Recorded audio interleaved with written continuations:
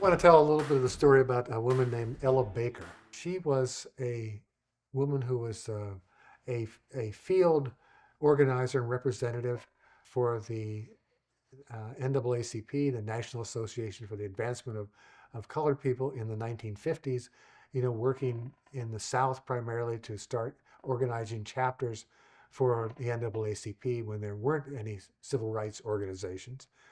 And then she met Martin Luther King and she helped him form the Southern Christian Leadership Conference. And the idea of that was that this would be, this really religious based but very important civil rights organization that would start doing, civil disobedience kind of work and protests and marches, really try to build the movement to get some civil rights progress in the country. So she helped Martin Luther King, Ella Baker, form the SCLC, and then she kind of disappeared. And the reason she disappeared was that organization, even though she was one of the founders, became a male-dominated organizations of that time and even to some extent of this time.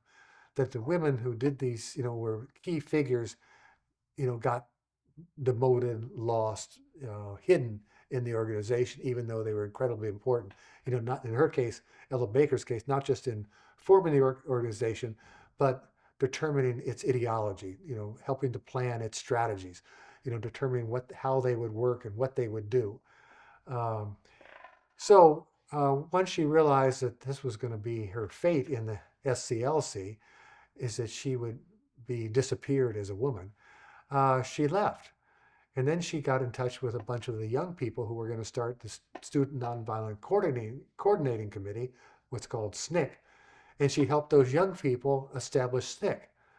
And eventually the same thing happened to her too. That SNCC became the most sort of radical arm of the civil rights movement in the late 60s, doing in the middle 60s, this Freedom Summer in Mississippi was coordinated by SNCC.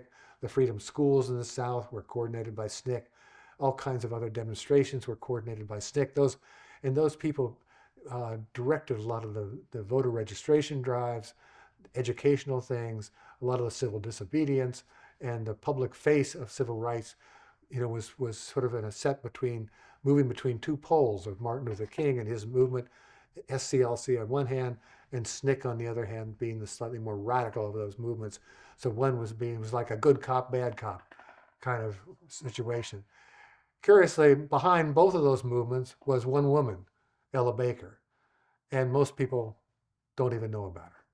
And so when I found out about her and her life and the role that she had played behind the scenes in the civil rights movement, I thought this is a story that we need to tell. And so I thought it became, painting Ella Baker became one of the key, for me, the most important portraits in telling the civil rights story in the United States.